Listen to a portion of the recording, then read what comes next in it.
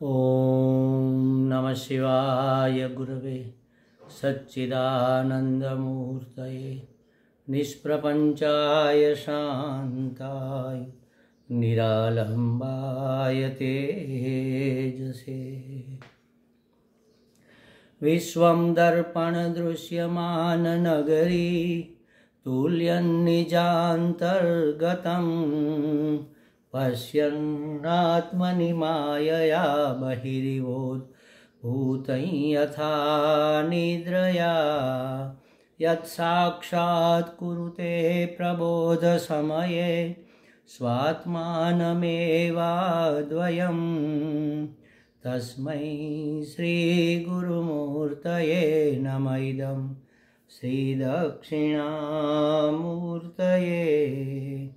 जन्माद्यस्य यतोऽन्वयादितरतश्चार्थे स्वभिघ्नस्वराट् तेने ब्रह्महृदाय आदिकवये मुह्यन्ति यत्सूरयः तेजो वारिमृदां यथा विनिमयो यत्र त्रिसर्गो मृषा धाम्ना स्वेन सदा निरस्तकुहकं सत्यं परं धीमहि सत्यं परं धीमहि। सच्चिदानन्दरूपाय विश्वोत्पत्त्यादिहेतवे तापत्रयविनाशाय श्रीकृष्णाय वयं नमः। श्रीकृष्णाय वासुदेवाय हरये परमात्मने प्रणतक्लेशनाशाय गोविन्दाय नमो नमः गोविन्दाय नमो नमः। हरिओम प्रभु जी। आज के इस अध्यात्म परिषद में आप सबका स्वागत है। श्रीमद् भागवत जी का तीसरा स्कंद चल रहा है। उसमें भी कपिल भगवान माता देवहूति को सांख्य शास्त्र का उपदेश दे रहे हैं। उसमें भक्ति का निरूपण करने के बाद अब प्रकृति और पुरुष का विवेक बताते हुए 24 और काल को मिलाकर 25 तत्वों का निरूपण कर रहे हैं। हमारे समाज के संतों ने भी, जो कहीं वेदांत या सांख्य शास्त्र पढ़ने नहीं गए हैं, उन्होंने भी अपनी गुरु परंपरा से, गुरुमुख से इन सब बातों को जाना है और अपनी कृतियों में, अपने भजनों में इसको ढाला है। अभी कल ही मैं भजन सुन रहा था। मेरा हीरा हरायो कचड़े में, मेरा हीरो हरायो कचड़े में, पंच प्रपंच के पचेड़े में। पंच प्रपंच कहा माने क्या कहा? पंच प्रपंच के पचेड़े में। ये पंच प्रपंच का ही हमारा सब अध्यात्म बना हुआ, माने ये देह इंद्रिया आदि संघात सब इसी से बना हुआ है। 5 प्रकार के पंच है। 5 ज्ञानेन्द्रियाँ, 5 कर्मेंद्रियाँ, 5 महाभूत, 5 प्राण और 20 हुए, और 5वां हुआ मन, बुद्धि, चित्त, अहंकार और काल, या तो अंतर्यामी कह लो। ये भी अंतर्यामी सहित 5 हो गए। तो 5 बार 5 करके 25 जो हुए, ये हमारे 25 तत्व है। उसमें क्या गुम गया है? हीरो। मेरो हीरो हरायो कचड़े में। अखंड जी महाराज भी कहते हैं हीरो माने आत्मा, जो बहुत सबसे ज्यादा कीमती वस्तु है वह है आत्म तत्व। मेरा स्वरूप ज्ञान वह इस कचरे के ढेर में गुम गया है, इसमें आवृत हो गया है। कौन सा कचरा है ये? कचरे का ढेर क्या है? कचरा माने जो विकारी है, जिसमें विकार हो जाता है। सुगंध है, उसमें विकार होकर दुर्गंध बन जाता है। सुंदर है, उसमें विकार होता है, विकृत बन जाता है।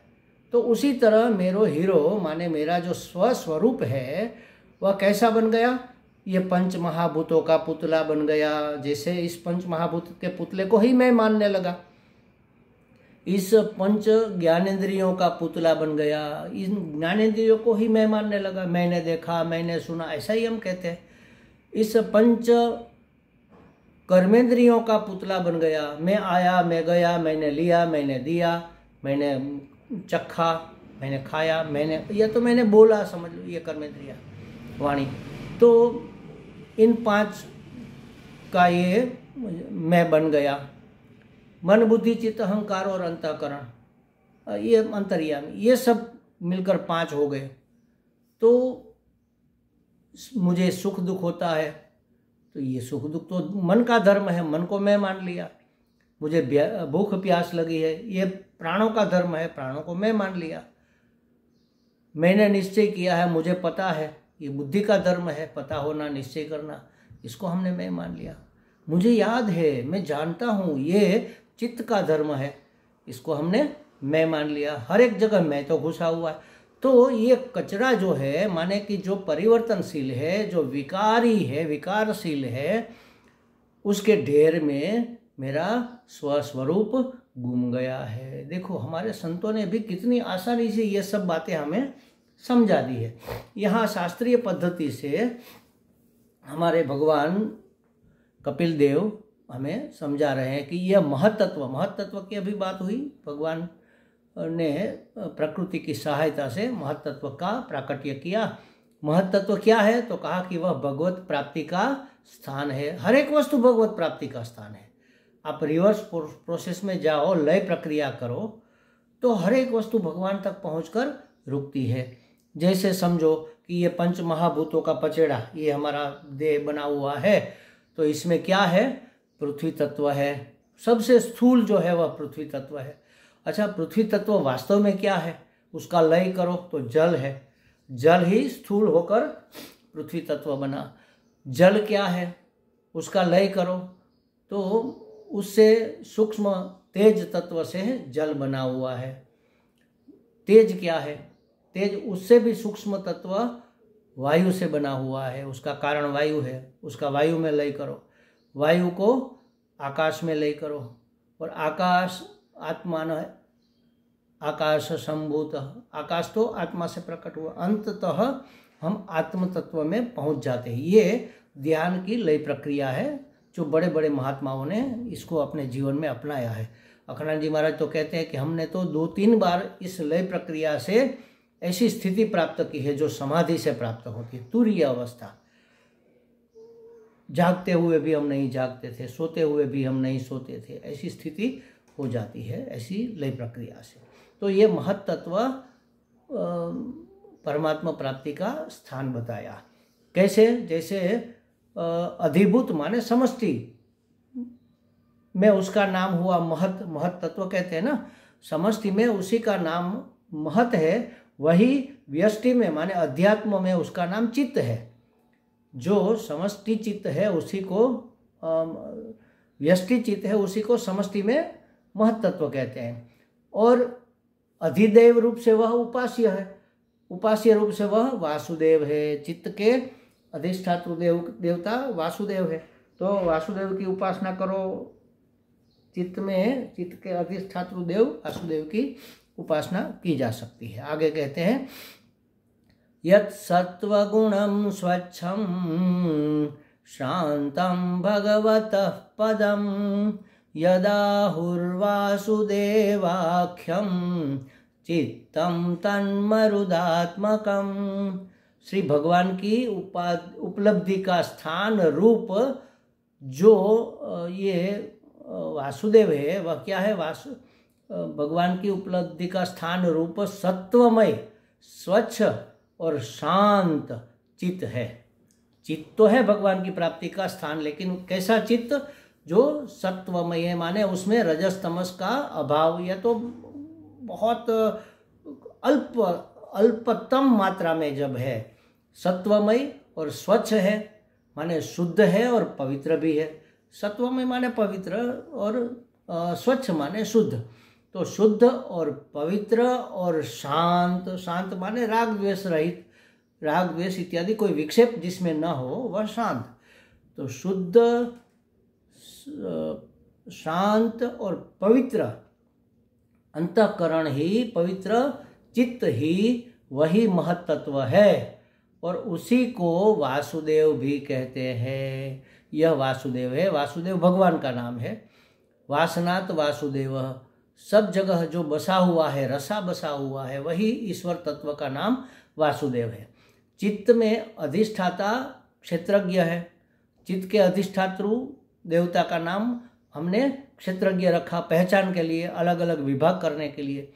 चित्त के जो अधिष्ठातृ देवता है, माने चित्त में जो अधिष्ठातृ देवता का वास है, उसका नाम क्षेत्रज्ञ है। और उपास्य देव उसका वासुदेव है। और अहंकार में जो अधिष्ठातृ देवता है उसका नाम रुद्र हमने कहा। और उस उपास्य देव का नाम संकर्षण है।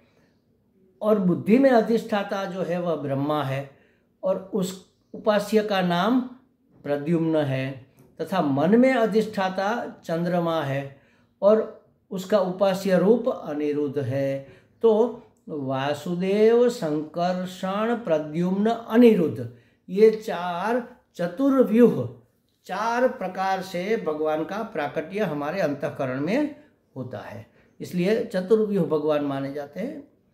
कृष्णावतार में भगवान कृष्ण वासुदेव है, उसके भैया संकर्षण माने बलराम जी संकर्षण स्वरूप है, उसके पुत्र प्रद्युम्न वह ब्रह्मा के अधिष्ठातु देवता का स्वरूप है और उसके भी पुत्र अनिरुद्ध, वह, ये चार अवतार चतुर्व्यूह अवतार माना जाता है। इसकी उपासना की जाती है। रामावतार में भी देख लो आप, रामावतार में भी चार भैया थे, राम, लक्ष्मण, भरत, शत्रुघ्न। वैसे तो राम, भरत, लक्ष्मण, शत्रुघ्न ऐसा कहना चाहिए, क्योंकि भरत, राम के बाद भरत है, भरत के बाद लक्ष्मण है। तो राम, भरत, लक्ष्मण, शत्रुघ्न, ये चार चतुर्व्यूह है। लेकिन लक्ष्मण को पहले कहा, वह भी शेष का अवतार है। यहाँ पर वो जो बलराम जी है वह भी शेष का अवतार है। तो ये चतुर्व्यूह की उपासना इस तरह से हमारे अंतःकरण में ही की जाती है। हमारे अंदर ही भगवान बसा हुआ है महाराज, अंतर्यामी के रूप में जो रसा बसा है, उस परमात्मा का हम ध्यान उपासना करके मन को शुद्ध, पवित्र और शांत जब करते हैं, तब हमें स्वस्वरूप का दर्शन होता है, अहम ब्रह्मास्मि की अनुभूति होती है। तो अपनी स्वाभाविक अवस्था की दृष्टि से स्वच्छता, अविकारित्व और शांतत्व, ये तीन वृत्तियों सहित चित्त का लक्षण यहाँ पर कहा गया। माने चित्त का लक्षण क्या है, उसमें स्वच्छता होनी चाहिए, तब वह अविकारी है। कोई विकारित्व उसमें न हो, माने तब वह शुद्ध है। जब स्वच्छ और शुद्ध है तभी वह शांत है। यह चित्त का लक्षण है।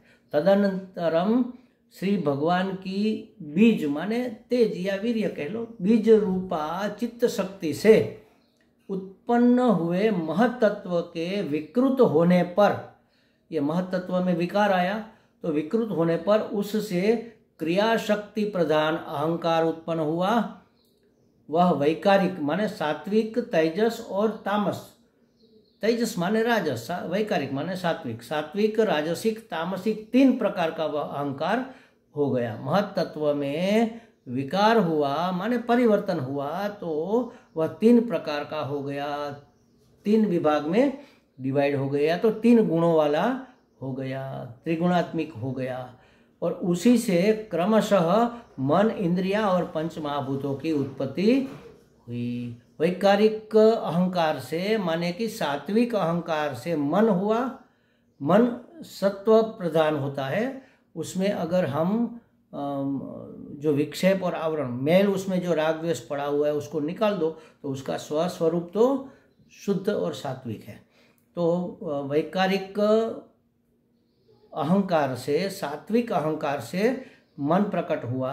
तेजस अहंकार से माने राजस अहंकार से इंद्रियां प्रकट हुई और तामस अहंकार के भेद से ये पंच महाभूत उत्पन्न हुए।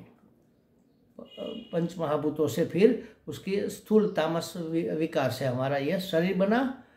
तो उसी से क्रमशः मन, इंद्रिया और पंच महाभूतों की उत्पत्ति हुई है। ऐसा देवहूति माता को कपिल भगवान समझा रहे हैं। इस अहंकार का लक्षण क्या है, यह अहंकार कैसा होता है, क्या लक्षण है उसका? तो यह अहंकार देवता रूप से कर्तृत्व, इंद्रिय रूप से करणत्व और पंचभूत रूप से कार्यत्व का लक्षण वाला होता है। माने उसके अधिष्ठात्र देवता की पावर से वह कर्तृत्व को धारण करता है। अहंकार करता होता है, मैंने किया, मैं करूँगा, मैं न करूँगा तो कौन करेगा, मेरे सिवा तुम्हारा क्या होगा। ये जो अहंकार है वह कर्तृत्व धारण करता है। ये इंद्रिया उसके साधन है। ये करणत्व धारण, करण माने साधन, करणत्व धारण करती है।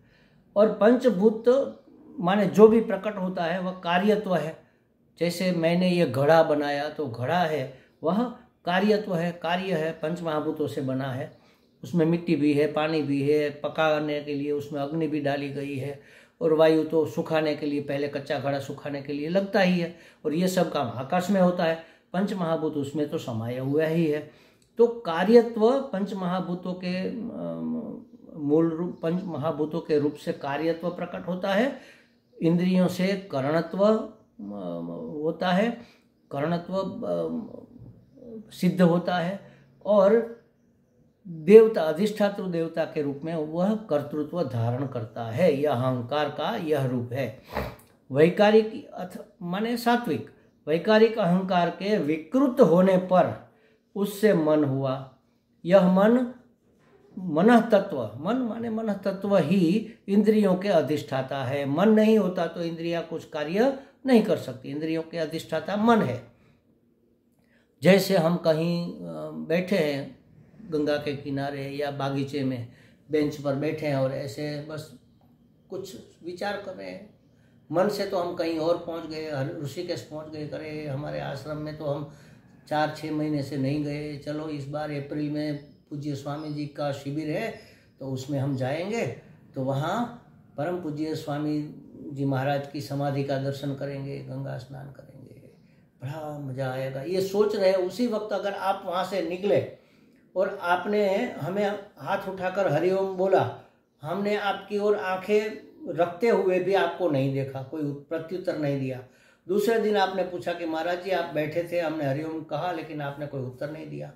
हमने कहा कब? आप, मुझे तो पता ही नहीं है। नहीं महाराज, आपकी आंख भी खुली थी, आप हमारी ओर ही देख रहे थे। तब हम कहते हैं कि हमारा मन कहीं और होगा, हम किसी और विचार में डूबे होंगे। तो मन अगर नहीं होता तो कोई इंद्रियां अपना काम करते हुए भी नहीं करती, देखते हुए भी नहीं देखते, सुनते हुए भी नहीं सुनते, चखते हुए भी स्वाद का पता नहीं चलता। बहुत गंभीर विचार में है तो कुछ ना कुछ खा लेते हैं, फिर घर वाले पूछते कैसा रहा, कैसी बनी थी ये चीज़, हम कहते हैं हाँ अच्छी बनी थी, उसका मन रखने के लिए। फिर कभी कभी हम पकड़े भी जाते, कहते हैं कि क्या खाक अच्छी बनी थी, नमक डबल पड़ गया था, इतना खारा खारा हमने तो चखा, आपको पता ही नहीं चला, कहाँ खोए खोए रहते हो। तब पता चलता है कि जब हम खा रहे थे तो स्वादेंद्रिय के पीछे, रसना के पीछे हमारा मन नहीं था। इसलिए मन इंद्रियों का अधिष्ठान है। तो कहते हैं कि इंद्रियों के अधिष्ठाता अनिरुद्ध नाम से प्रख्यात है, वही मन, मन के अधिष्ठाता है। मन रूप में अनिरुद्ध है। मन के क्या कहते हैं, मन रूप में अनिरुद्ध ही रहे हुए हैं। फिर तेजस, अहंकार में विकार होने पर उससे बुद्धि उत्पन्न हुई। बुद्धि तत्व ही प्रद्युम्न है। प्रद्युम्न उसके अधिष्ठात्र देवता है बुद्धि के।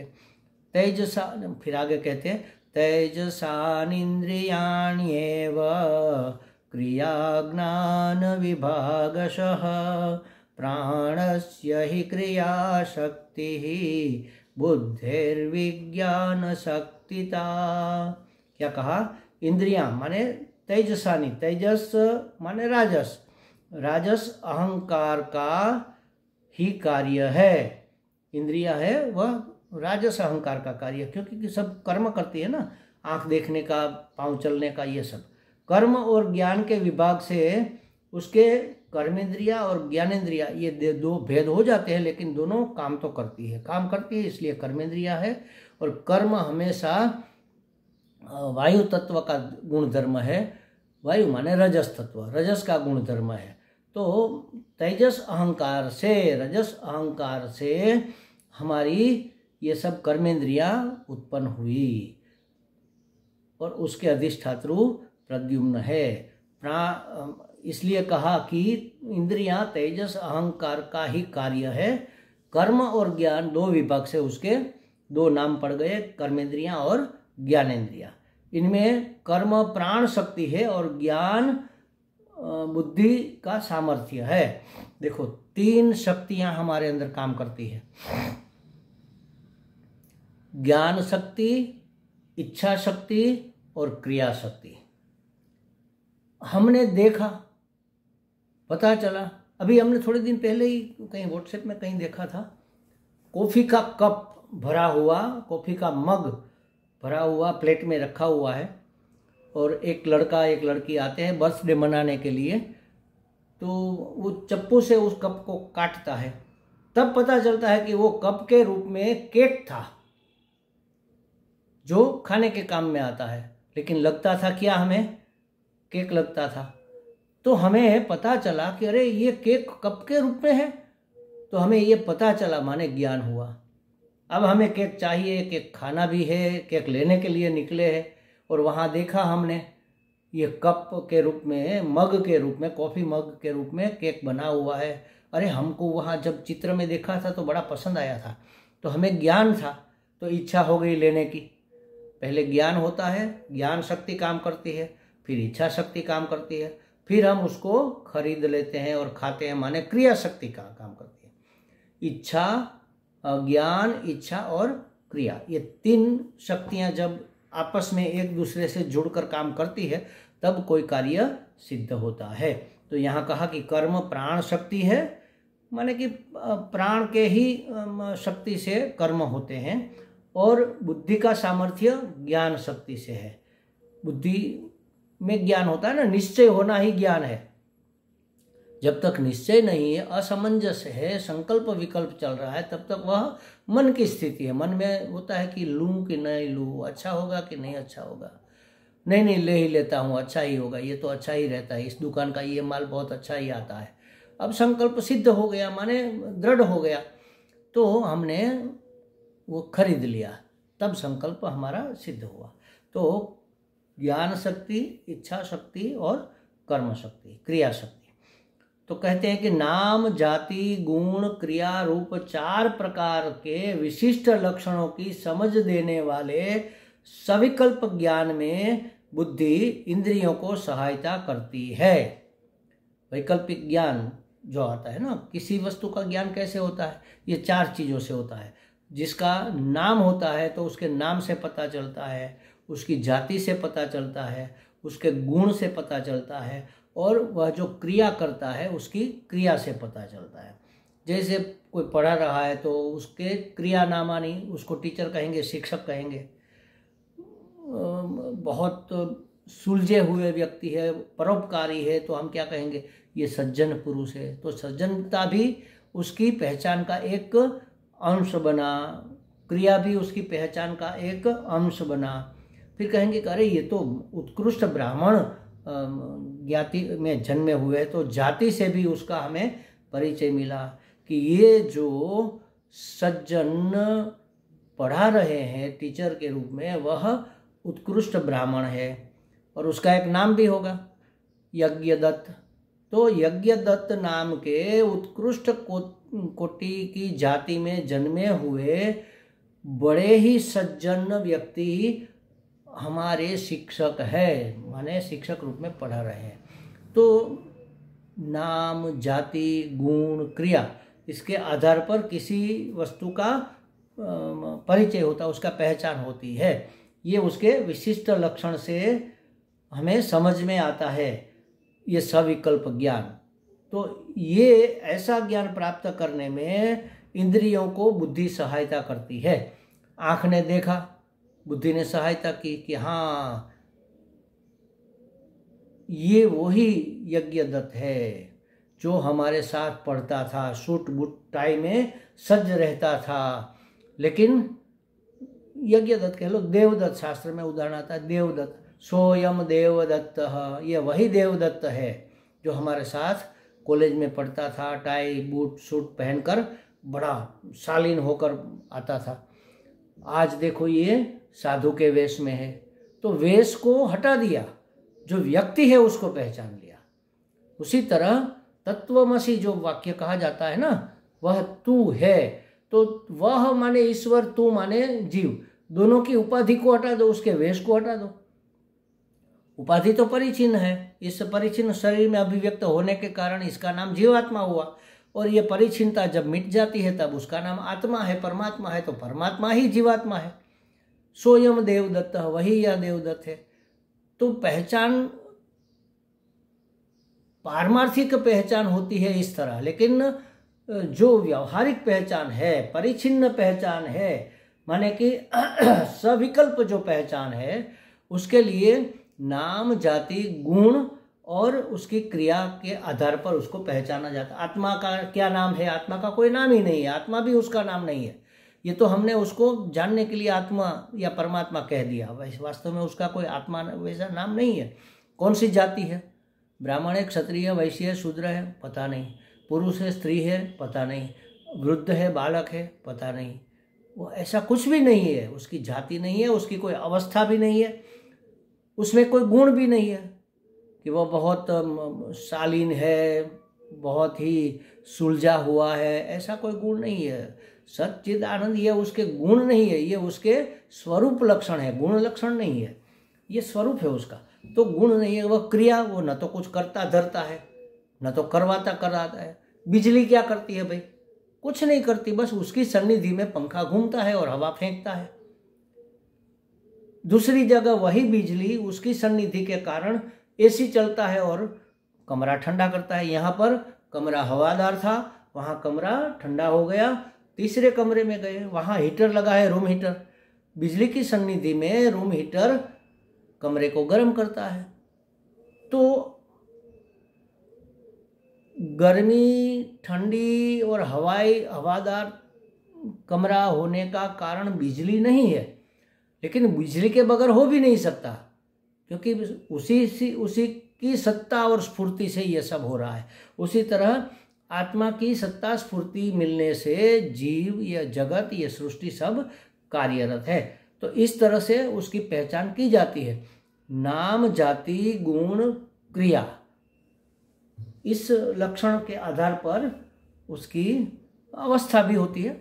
जैसे बालक है, वृद्ध है, अवस्था, नाम, जाति, गुण, लिंग, इन सभी बातों से उसकी पहचान होती है। ये 4 प्रकार के विशिष्ट लक्षण, माने नाम, जाति, गुण, क्रिया, इस विशिष्ट लक्षणों की समझ देने वाले सविकल्प ज्ञान में बुद्धि इंद्रियों की सहायता करती है। आँख ने देखा, लेकिन पहचान तो बुद्धि को करनी है। पहचान का नाम ही तो ज्ञान है कि भाई ये घोड़ा है, गधा है, तो बुद्धि ने तय किया कि घोड़ा तो ऐसा होता नहीं और गधा ये है नहीं, माने ये दोनों का मिश्रण है जिसको खच्चर कहते हैं। तो ये बुद्धि का निश्चय है कि इसको खच्चर कहना। दिखता तो घोड़े जैसा है और गधे जैसा भी दिखता है, काम भी वैसा ही करता है, दौड़ता भी है, बोझा भी ढोता है गधे की तरह, तो इसको कैसे पहचाने? तो ये बुद्धि का निर्णय होता है, वो इंद्रियों को मदद करती है। उसका रूप देखा तो बुद्धि ने निश्चय किया कि घोड़े गधे जैसा दिखने वाला तो खच्चर होता है। उसकी आवाज़ सुनी, उसकी क्रिया माने उसकी आवाज़ सुनी कुछ करते हुए, तो समझे कि हाँ ये गधे और घोड़े के बीच की आवाज़ इसकी है, तो यह खच्चर होना चाहिए। तो इस प्रकार से उसकी क्रिया से, उसके गुण से, उसकी जाति से, उसके नाम से हम उसकी पहचान करते हैं, और उसकी पहचान करने में हमारी इंद्रियों को बुद्धि की सहायता मिलती है। यद्यपि चित्त, अहंकार और मन भी इंद्रियों के सहायक तो है, फिर भी बुद्धि की सहायता इंद्रियों को विशेषतः प्राप्त होती है। चित्त नहीं होता तो संस्कार नहीं होते, मन नहीं होता तो इंद्रियां देखते हुए भी नहीं देखती। ये सब सहायता तो है, लेकिन पहचान होने में बुद्धि की प्रधानता है। तो इस तरह से हम उसको नाम जाति गुण क्रिया रूप इत्यादि से परिचय प्राप्त करते हैं, ज्ञान प्राप्त करते हैं। इसके विषय में और भी चर्चा करेंगे। ओम पूर्णमदः पूर्णमिदं पूर्णात् पूर्णमुदच्यते पूर्णस्य पूर्णमादाय पूर्णमेवावशिष्यते। ओम शांति शांति शांति। हरि ओम। श्री गुरुभ्यो नमः। हरि ओम।